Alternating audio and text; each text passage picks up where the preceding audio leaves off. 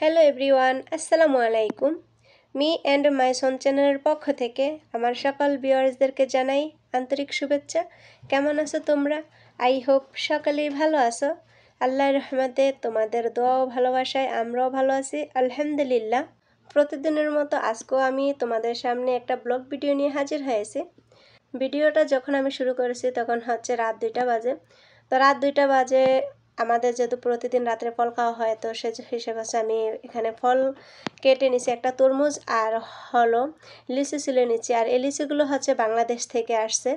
বাংলাদেশের এক ভাইয়া উনি আসার সময় হচ্ছে আমাদের জন্য লিচু নিয়ে আসছে, 200 লিচুর মতো হবে নিয়ে আসছে। তো লিচু হচ্ছে উনি সিজনের সময় এগুলো কিনে ডিপ ফ্রিজে রাখছিল, যার কারণে হচ্ছে লিচুর উপরে যে খোসাটা আছে না, ওই খোসাটার রঙই হচ্ছে কিছু কিছু লিচুর রঙিন হয়ে গেছে, আবার কিছু লিচু দেখো খুব হোয়াইট রয়েছে। তবে লিচুর স্বাদটা কিন্তু একই রকম ছিল।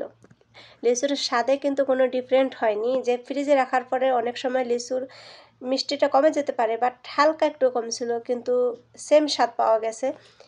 তো এখন হচ্ছে আমি আব্দুর রহমানের বাবার জন্য একটু চিড়ার শরবত বানাবো, কারণ আমার হাজব্যান্ড হচ্ছে আসার সাথে সাথে হচ্ছে ঠান্ডা কিছু খেতে চায়, সেজন্য হচ্ছে একটু চিড়ার শরবত বানিয়ে নিতেছি আর কি। শরবতের ভিতরে হচ্ছে আমি চিনিটা একটু কম দিয়েছি, কারণ আমার হাজব্যান্ড চিনিটা খায় না। ও বলে কি আমার ভিতরে আল্লাহ অনেক মিষ্টি দিয়ে দিছে, আমাকে মিষ্টি জিনিসটা কম দিও।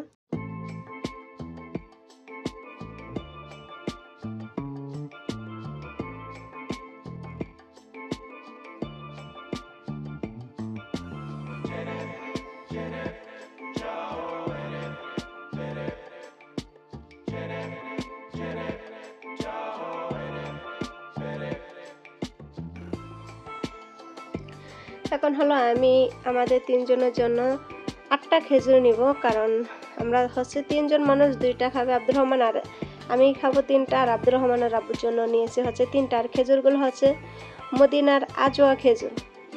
আর এই খেজুরের গুণাগুণ সম্পর্কে তো অবশ্যই আমরা সবাই জানি, সেটা তো আর আমার বলা লাগবে না। খেজুরগুলোকে হচ্ছে আমি সুন্দর মতো ধুয়ে নিব। আর খেজুর হচ্ছে আমি এভাবেও খাই, আবার দুধের সাথে দিয়ে জাল করেও কিন্তু খেজুর খাওয়ায়। আর দুধের সাথে জাল করে খেজুর খেলে হচ্ছে দুধটা একটু মিষ্টি মিষ্টি লাগে, ওইভাবে খেজুর খেতে আমার বেশি ভালো লাগে এইভাবে চেয়ে আর কি।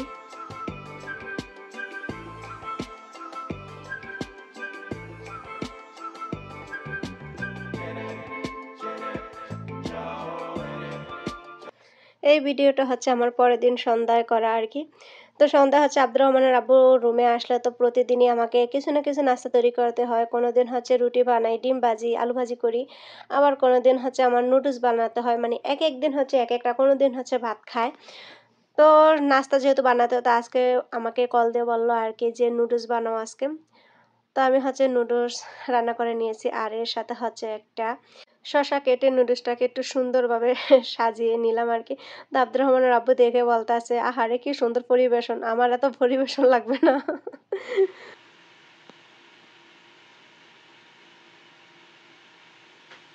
আর এইদিকে দেখো আমার ছেলের অবস্থা।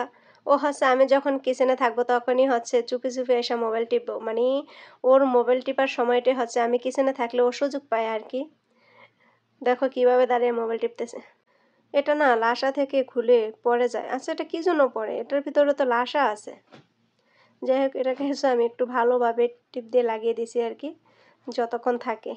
আব্দুর রহমানের আব্বু হচ্ছে নুডলস খেয়ে দোকানে চলে গেছে, আর আসার টাইমে আমাদের জন্য হচ্ছে চা দিয়ে খাওয়ার জন্য নাস্তা নিয়ে আসছে। তো আমি নাস্তা দিয়ে খাওয়ার জন্য হচ্ছে একটু পরিমাণে চা বানিয়ে নিয়েছি, যেহেতু আমরা মা ছেলে 2জনে খাবো। তো আমাদের ওজেই হচ্ছে আমরা চা বানিয়ে নিয়েছি। আর এই যে নাস্তাগুলো হচ্ছে আমি একটা প্লেটে সাজিয়ে নিতেছি, আর এভাবে সাজিয়ে না নাস্তা দিলে আমার ছেলে খুব খুশি হয়।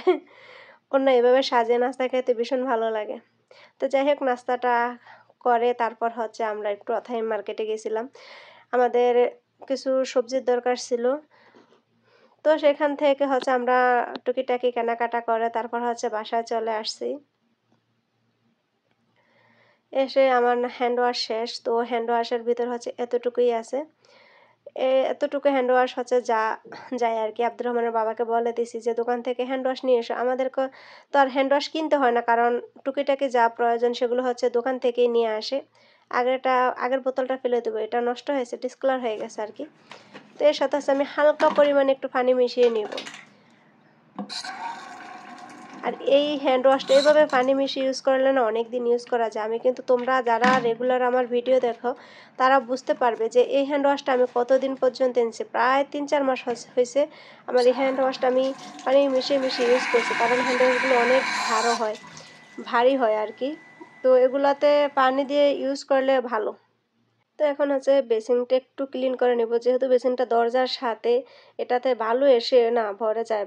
আর সৌদি আরবে হচ্ছে বালুর বাতাস হয়, মানে বালুর ঝড়। যখনই ঝড় হবে, বাতাস হবে, তখনই শুধু বালু আর বালু উড়বে। তো দরজার ফাঁকে দিয়ে এসে হচ্ছে এটা একদম ময়লা হয়ে থাকে। তো এটাকে হচ্ছে আমার কিছুক্ষণ পরপরই ক্লিন করতে হয়। আজকে হচ্ছে ডাল ছাড়া সবজি রান্না করবো। আর সবজি রান্না করার জন্য হচ্ছে আমি মিষ্টি কুমড়ো, বেগুন, আলু আর হচ্ছে একটা ফুলকপি কেটে নিয়েছি। আর এই তরকারিগুলো হচ্ছে অনেক সময় অনেক তরকারি নিয়ে আসে না, তখন হচ্ছে অল্প অল্প কিছু তরকারি থেকে যায় সব রকম তরকারি থেকে। তো ভাবলাম এরকম অল্প অল্প তরকারি দিয়ে কী করবো। 2টা বেগুন ছিল, তারপর হচ্ছে অর্ধেক মিষ্টি কুমড়া ছিল। তো এগুলো এভাবে না খেয়ে ভাবলাম যে ছোটোখাটো একটা সবজি রান্না করে ফেলি। তো সবজিতে হচ্ছে ডাল দেবো না, কারণ ডাল দিলে না সবজিটা অনেক হয়ে যায়, তখন আবার 2 দিন লেগে যায় খেতে খেতে, এইভাবে ভালো লাগে না। কারণ অল্প করে রান্না করলে হচ্ছে তাড়াতাড়ি খাওয়া হয়ে যায়। তো চলো সবজিটা রান্না বসাই। আর সবজিটার জন্য হচ্ছে আমি কেটে নিচ্ছি এখানে ধনিয়া পাতা। একটা ভালো, সৌদি আরবে না সারা বছর ধনিয়া পাতা পাওয়া যায়। এই জিনিসটা আমার কাছে খুব ভালো লাগে, কারণ ধনিয়া পাতাটা তরকারির ফ্লেভারটাই অন্যরকম করে ফেলে। এই যে সবজির সাথে দেওয়ার জন্য হচ্ছে আমি কয়েকটা কাঁচামরিচ কেটে নিয়েছি, কারণ মরিচের গুঁড়াটা একটু কম পরিমাণে ইউজ করবো আমি সবজির সাথে। সবজি রান্না করার জন্য হচ্ছে সবজিটাকে আমি পরিমাণ মতো পানি দিয়ে চুলায় বসে দিয়েছি, আর হচ্ছে চুলাটা জালটা ধরে দিয়েছি। আর এখন হচ্ছে এর ভিতরে আমি আমার প্রয়োজনীয় মশলাগুলো দিয়ে দিচ্ছি হচ্ছে পরিমাণ মতো লবণটা হচ্ছে আমি পরে আবার দেখে দিব, কারণ একবারে লবণ বেশি দিলে হচ্ছে কটাও হয়ে যেতে পারে। তো সেজন্য হচ্ছে পরে আবার টেস্ট করে দিব। এখন হচ্ছে দিয়ে দিব 1/2 চামচ মরিচের গুঁড়ো, কারণ আমি কাঁচামরিচ কেটে রেখেছি সেটা তোমাদের সাথে শেয়ার করেছি। দিয়ে দিব অল্প পরিমাণে হলুদ, আর হলুদ বেশি দিব না, কারণ হলুদ বেশি দিলে সবজিটার কালারটা একদম লাল লাল হয়ে যাবে, সবজিটা সাদাই ভালো। এর সাথে আরও দিয়েছি হচ্ছে 1 চামচ রসুন গুঁড়ো, 1 চামচ মিক্স মশলা, আর হচ্ছে দিয়ে দিছি 1 চামচ জিরার গুঁড়ো, আর দিয়ে দিয়েছি হচ্ছে কেটে রাখা কাঁচামরিচগুলো। দিয়ে সবজিটাকে আমি ভালোভাবে নেড়ে চেড়ে নিব, নিয়ে তারপর হচ্ছে একটা ঢাকনা দিয়ে এটাকে ভালো করে সিদ্ধ করে নিব। তো ফিরে আসছে হচ্ছে সিদ্ধ করার পর। তো এখন হচ্ছে আমি সবজিটাকে ভালো করে সিদ্ধ করে নিয়েছি। দেখো সবজিটা কিন্তু আমার সিদ্ধ হয়ে গেছে, কিন্তু এখন আমি এই সবজিটাকে হচ্ছে চামচ দিয়ে একটু ভালোভাবে ভেঙে নিব, কারণ সবজিটা যদি আমি না ভাঙি তাহলে হচ্ছে সবজিটা মাখো মাখো হবে না, আর সবজি এইভাবে রান্না করলে মাখো মাখো না হলে একদমই ভালো লাগে না। তো সবগুলো সবজি হচ্ছে আমি একটু হালকা পরিমাণে ভেঙে নিব আর কি, নিয়ে সবজির ঝোলটা আরও টানিয়ে নিব।